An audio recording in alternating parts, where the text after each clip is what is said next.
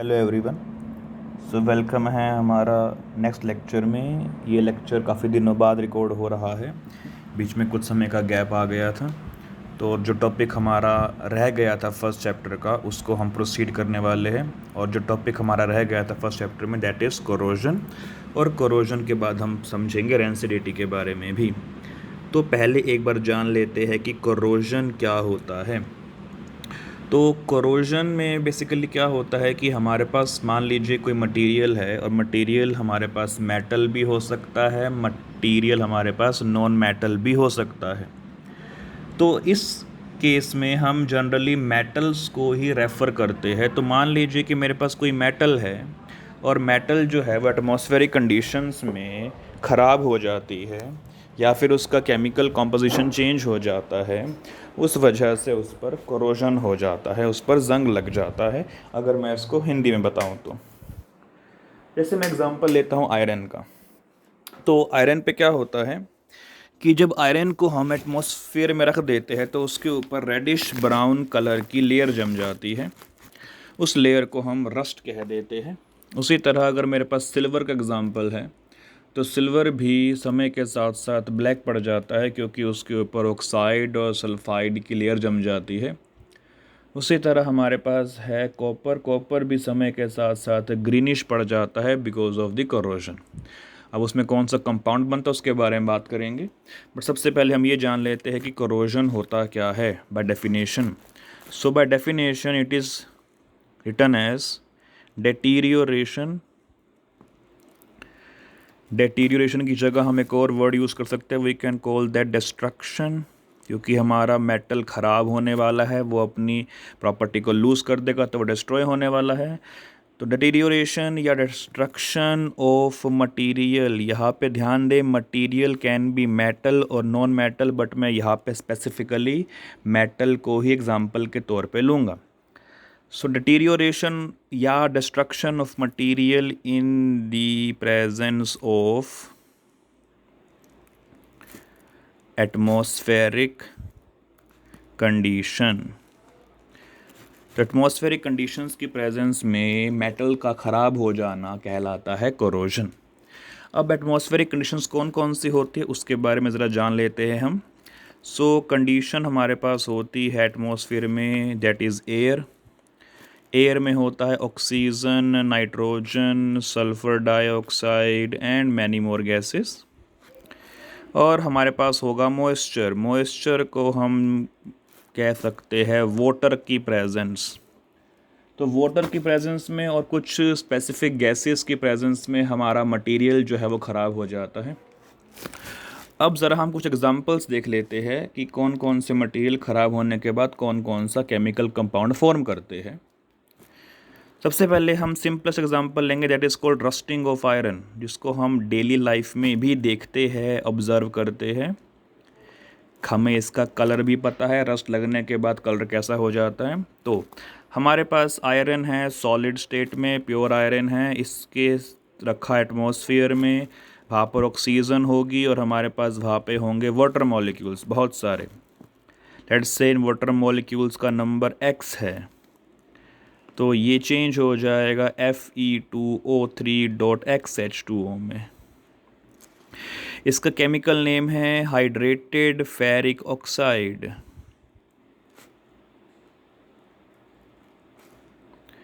और जनरली इसको हम रस्ट कह देते हैं। और इस रस्ट का जो कलर है that is reddish brown. Flaky होता है ये, भुरभुरा होता है अगर मैं इसको कहूँ तो। अगर आप इसको अपने हाथ से टच करेंगे तो ये पाउडर की फॉर्म में बिखर जाएगा जल्दी से। तो ब्रिटल भी होता है ये, ध्यान रखेंगे बात ये वाली। Metals are not brittle, but जो रस्ट बन गया उसके ऊपर ये that is brittle now.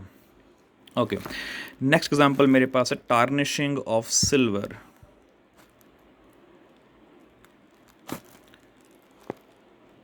Basically इसमें सिल्वर जो है वो ब्लैक हो जाता है। और सिल्वर ब्लैक होने का कारण क्या है, मेरे पास सिल्वर प्रेजेंट है सॉलिड स्टेट में। मेरे पास ऑक्सीजन है, that will form silver oxide Ag2O, ये ब्लैक हो जाता है यहाँ पे। और कभी कभी सिल्वर सल्फ़र की प्रेजेंस में भी बन जाता है सिल्वर सल्फाइड, जो भी हमें ब्लैक कलर शो करता है। इस ब्लैकिश लेयर को हम रिमूव कर सकते हैं bye strong heating. Strong heating से क्या होगा कि जो नॉन मेटल है वो गैस की फॉर्म में इवॉल्व हो जाएंगे और पीछे हमारे पास सिर्फ क्या रह जाएगी, मेटल रह जाएगी। So because of this compound silver becomes black in colour. Next हमारे पास है कॉपर का ग्रीनिश हो जाना। तो ग्रीनिशनेस ऑफ कॉपर। तो कॉपर ग्रीन कैसे हो जाता है? मेरे पास कॉपर है, सॉलिड है, मेरे पास प्रेजेंट होगा CO2, मेरे पास प्रेजेंट है water molecule. In the presence of these gases, साथ में मेरे पास ऑक्सीजन भी प्रेजेंट है। ऑब्वियसली बात है क्योंकि एटमॉस्फेयर की बात हम कर रहे हैं, तो एटमॉस्फेयर में CO2 होगी, ऑक्सीजन होगी, वाटर मॉलिक्यूल होगा। These three components will react with copper to form copper hydroxide dot copper carbonate, and because of this compound formation it becomes green in color. This is also the example of corrosion of the metal. तो अभी हमने ये जान लिया कि metals कैसे करोड हो सकते हैं। अब क्योंकि मेटल्स काफ़ी कॉस्टली आती है तो हमें मेटल्स को प्रोटेक्ट भी करना पड़ेगा ताकि हमें उसको बार बार रिप्लेस ना करना पड़े, क्योंकि रिप्लेसमेंट से कॉस्ट बढ़ेगी, कॉस्ट बढ़ने से फिर महंगाई बढ़ेगी, और अब महंगाई का तो हाल सब जानते ही है क्या है। तो ज़रा बात कर लेते हैं how can we prevent rusting और we can say corrosion of any metal. तो प्रिवेंशन की बात करेंगे हम। प्रिवेंशंस करने से पहले हमें ये समझना है कि मेटल पे कोरोजन हो ही क्यों रहा है। अभी हमने डेफिनेशन में एक बात समझी थी कि जो मटेरियल है वो ख़राब होता है एटमॉस्फेरिक कंडीशन की वजह से, और अगर एटमॉस्फेरिक कंडीशन को ही मैं कट कर दूं मेटल से, मतलब अगर मैं मेटल का कनेक्शन ना होने दूं एटमॉस्फेरिक कंडीशन से, तो उस पर कोरोजन नहीं होगा। तो इस बात को ध्यान में रखते हुए सबसे पहले मैं क्या करूँगा, मैं उस पर पेंट कर दूँगा। साथ ही साथ मैं उस पर ऑयलिंग भी कर सकता हूँ और मैं उस पर ग्रीसिंग भी कर सकता हूँ। तो इन मेथड से और बेसिकली इन चीप मेथड से हम अपने मेटल को बचा सकते हैं कुछ समय तक। जब तक ये पेंट है, जब तक ऑयल है, जब तक ग्रीस है, तब तक हमारी मेटल सेव रहेगी। तो लॉन्ग टर्म मेथड क्या है सेव करने का, उसको हम कहते हैं कैथोडिक प्रोटेक्शन।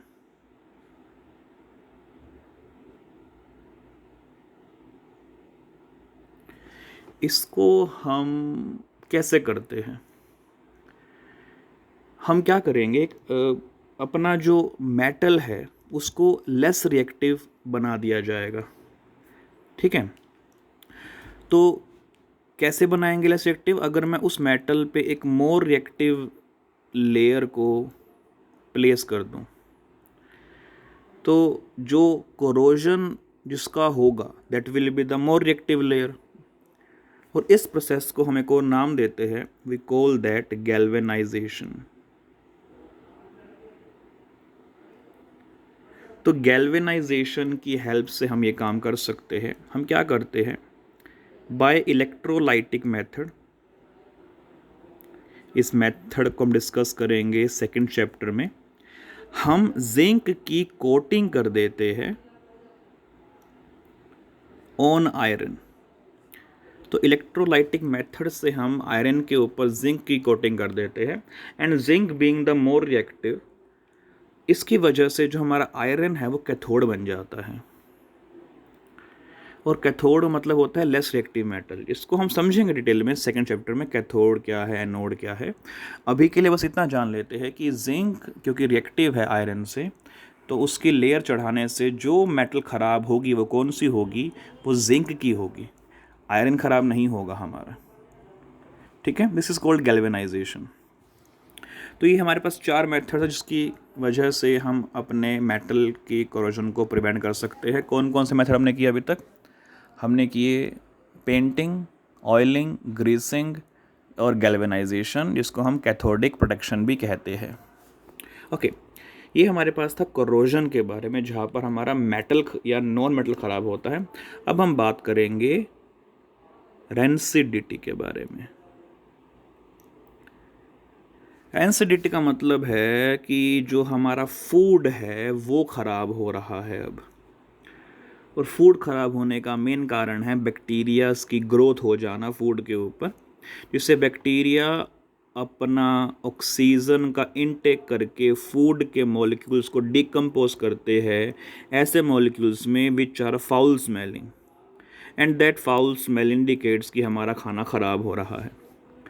तो अगर मैं इसको डेफिनेशन के तौर पर लिखना चाहता हूँ तो ये क्या है? Spoilage of food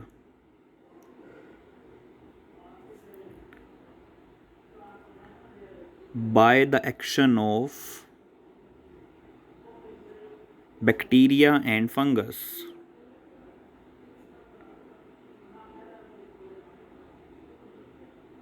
in atmospheric condition। Atmospheric condition वहाँ पे होनी चाहिए, तभी तो ऑक्सीजन मिलेगी माइक्रो ऑर्गेनिजम्स को खाना ख़राब करने के लिए। सो मैं रिपीट करता हूँ, spoilage of food by the action of bacteria and fungus in the presence of atmospheric condition. I think सभी जानते हैं एटमॉस्फेरिक कंडीशन हमारे पास कौन सी होनी चाहिए। अगर आपको पता है तो कमेंट सेक्शन में लिखे इसको, और मैं भी इसे बता देता हूँ कौन कौन सी होती है। ऑक्सीजन हमारे पास है, CO2 है, नाइट्रोजन है, सल्फ़र डाइऑक्साइड है, एट्सेट्रा। साथ में हमारे पास मॉइस्चर होगा, that will be water. So these are the atmospheric conditions, और इस कंडीशंस की प्रेजेंस में bacteria by the process of oxidation food को ख़राब करना स्टार्ट कर देते हैं। अब फूड तो ख़राब हो रहा है हमारा, बट हमें फूड को बचाना भी तो है। तो फूड को बचाने के क्या तरीके हमारे पास है? फिर से वही अपना बेसिक थ्योरी अप्लाई करते हैं कि फ़ूड ख़राब क्यों हो रहा है। फूड ख़राब हो रहा है बैक्टीरिया की ग्रोथ की वजह से, और बैक्टीरिया की ग्रोथ बढ़ने का कारण है वाटर एंड ऑक्सीजन। सबसे पहले मेरा काम ये होगा कि मैं वाटर ऑक्सीजन को ही रिमूव कर दूँ फूड से, जिसकी वजह से मेरा फूड क्या हो जाएगा? सेफ़ हो जाएगा। तो इसके लिए एंशियंट टाइम्स में जो मेथड यूज़ किया जाता है दैट वाज कॉल्ड सोल्टिंग। सोल्ट का काम होता है मॉइस्चर को एब्जॉर्ब करने का, और जब मॉइस्चर एब्जॉर्ब हो जाता है तो बैक्टीरिया की ग्रोथ भी कम हो जाती है। ठीक है। सोल्टिंग के अलावा हम ऑयलिंग कर सकते हैं। ऑयलिंग को हम एक और सेंस में पिकलिंग भी कहते हैं, मतलब अचार बना देना उस चीज़ का। तो जब ऑयल होता है, और हम ये जानते हैं ऑयल और वाटर मिक्स नहीं होते हैं, तो ऑयल उस फूड आर्टिकल के ऊपर एक ऐसी लेयर बना लेता है जिसकी वजह से वाटर अब उसके पास नहीं आ पाता, एंड जब वाटर नहीं आ पाएगा तो बैक्टीरिया की ग्रोथ भी नहीं हो पाएगी। तो पहला हमारे पास सोल्टिंग था, सेकंड हमारे पास पिकलिंग है। ठीक है। ऑल्सो हम कूलिंग भी कर सकते हैं, मतलब फ्रीजिंग कर दे फूड की। जब हम फूड को ठंडा कर देते हैं तब भी बैक्टीरियाज की ग्रोथ रुक जाती है, बैक्टीरिया की ग्रोथ का रेट कम हो जाता है, जिसकी वजह से फूड हमारा जल्दी ख़राब नहीं होता। इवेंचुअली वो ख़राब हो जाएगा, लेकिन उसकी जो स्पीड है ख़राब होने की वो कम हो जाएगी। साथ ही साथ हम हीटिंग भी कर सकते हैं। हीटिंग करने से भी कुछ बैक्टीरिया जिनकी ग्रोथ हो रही होती है वो मर जाते हैं, जिससे हमारा खाना ख़राब होने से बच जाता है। ठीक है। फिफ्थ मेथड जो आजकल प्रचलन में है, जो काफ़ी famous, that is the use of preservatives. जैसे कि हमारे पास नाइट्रोजन गैस हम देखते हैं चिप्स के पैकेट्स में भरी होती है, उसका भी सेम काम है ऑक्सीजन की सप्लाई कट आउट कर देने का। जब ऑक्सीजन नहीं होगी तो हमारा फूड ख़राब नहीं होगा, ऑब्वियस सी बात है।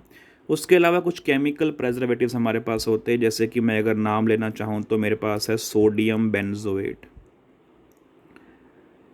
तो एक ये केमिकल है सोडियम बेंजोएट जो प्रेजर्वेटिव्स की तरह काम करता है। दिस ऑल्सो डिक्रीजेज और destroys the growth of the micro organisms. तो आई थिंक अभी तक जो हमने पढ़ा सभी को समझ में आ रहा होगा अच्छे से। अगर कोई भी डाउट आपका आता है तो कमेंट सेक्शन में लिखें मुझे, और आपका डाउट क्लियर किया जाएगा विद इन 10 मिनट्स। ओके, सो ये हमारा लास्ट टॉपिक था अपने फर्स्ट चैप्टर का। अब हमने आज किया कोरोजन और रेंसिडिटी के बारे में। एक बार हम ज़रा इसका रीकैप कर लेते हैं कि हमने क्या पढ़ा इसमें थोड़ा सा, ताकि हमारी नॉलेज में कुछ कमी ना आए। तो कोरोजन में क्या होता है? कोरोजन में होता है मेटल का डिस्ट्रक्शन, मेटल का डेटीरियोरेशन। किसकी प्रेजेंस में? एटमॉस्फेरिक कंडीशंस की प्रेजेंस में। प्रिवेंशन क्या है इसके? इसके प्रिवेंशन मेरे पास है oiling, greasing, painting, cathodic protection, जिसको हम गैल्वेनाइजेशन भी कह सकते हैं। उसके बाद हमने पढ़ा रेंसिडिटी के बारे में। रेंसिडिटी क्या होता है? इसमें हमारा फूड आर्टिकल ख़राब हो जाता है। और फूड आर्टिकल ख़राब क्यों होता है? क्योंकि उस पर बैक्टीरिया या फंगस की ग्रोथ हो जाती है। और बैक्टीरिया फंगस की ग्रोथ के लिए कौन हेल्पफुल होता है? हेल्पफुल केमिकल्स हमारे पास कौन कौन से हैं? ऑक्सीजन और वाटर मेनली। तो अगर मैं कुछ ऐसा काम कर दूं कि ना तो वहाँ वाटर हो ना वहाँ पे ऑक्सीजन हो, तो बैक्टीरियाज की ग्रोथ नहीं होगी। उसके लिए हमारे पास प्रिवेंशन क्या क्या थे? हमारे पास प्रिवेंशन था सोल्टिंग, जो एंशिएंट टाइम्स में यूज़ किया जाता था, पिकलिंग, जो हम आज भी यूज़ करते हैं। उसके अलावा हम प्रेजर्वेटिव्स का यूज़ कर सकते हैं, जैसे कि नाइट्रोजन गैस हुआ या सोडियम बेंजोएट नाम का केमिकल हुआ। तो इतना ही कर पाएंगे, इतना ही करेंगे आज हम, बिकॉज़ यह चैप्टर हमारा फिनिश हो चुका है। नेक्स्ट लेक्चर में हम स्टार्ट करेंगे अपना सेकंड चैप्टर, और उस चैप्टर में मैं समझाऊंगा कि इलेक्ट्रोलाइटिक डिपोजिशन क्या होता है, जो टॉपिक हमने आज आगे के लिए स्किप किया है। So that was the end of the video, and if you like the video, please subscribe the channel, share with your friends, and like the video. Thank you very much. Stay healthy, be safe, and bye to all.